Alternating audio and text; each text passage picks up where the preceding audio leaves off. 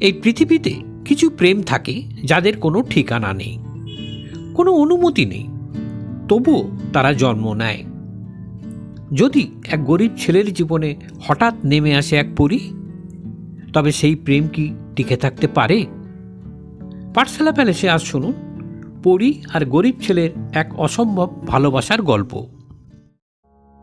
গ্রামের শেষ প্রান্তে কুঁড়েঘরের সামনে বসে প্রতিদিন আকাশের দিকে তাকিয়ে থাকত রঘু।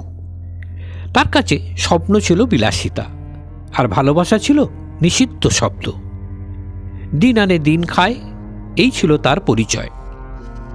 কিন্তু এক পূর্ণিমার রাতে যখন নদীর জল রূপোর মতো ঝিলমিল করছিল, হঠাৎ আকাশ থেকে নামলো এক আলো। আলো নয়, এক পরী। সাদা নীল আলোয় মোড়া তার শরীর, চোখে এমন মায়া যেন দুঃখ দেখলেই কেঁদে ফেলে। রঘু ভয় পায়নি, কারণ যাদের জীবনে আর কিছু হারাবার নেই তারা অলৌকিককেও আপন করে নেয়। পরী বলল, তুমি আকাশের দিকে তাকিয়ে কি চাও? রঘু হেসে বলল, কিছুই না, শুধু জানতে চাই দুঃখেরও কি শেষ আছে। এই প্রশ্নে থমকে গেল পরী। তারপর শুরু হলো তাদের দেখা প্রতি রাতে নদীর ধারে। পরী গল্প বলতো স্বর্গের, রঘু বলতো ক্ষুধার। ধীরে ধীরে পরী শিখল কষ্ট কি, আর রঘু শিখল ভালোবাসা কি।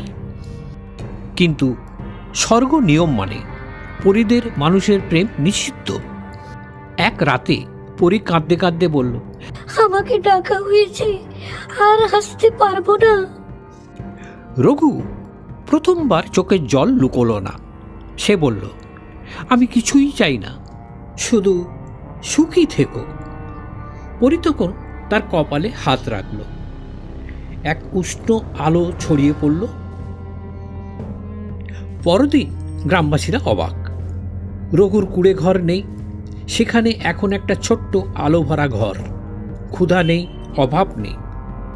কিন্তু রঘু জানে সে সব কিছু পেয়েও সবচেয়ে প্রিয়টাই হারিয়েছে। রাতে আজও সে আকাশের দিকে তাকায়, আর পূর্ণিমার আলোয় কখনো কখনো একজোড়া চোখ তাকিয়ে থাকে তার দিকে। ভালোবাসা হয়তো মিলনে নয়, ত্যাগেই চিরন্তন।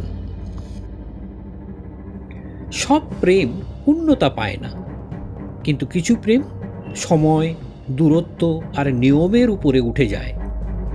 যদি গল্পটা আপনার হৃদয়ে একটু হলেও নীরবতা নামিয়ে আনে, তাহলে লাইক করুন আর সাবস্ক্রাইব করুন পাঠশালা প্যালেস, যেখানে গল্পেরা শুধু শোনা যায় না, অনুভবও করা যায়।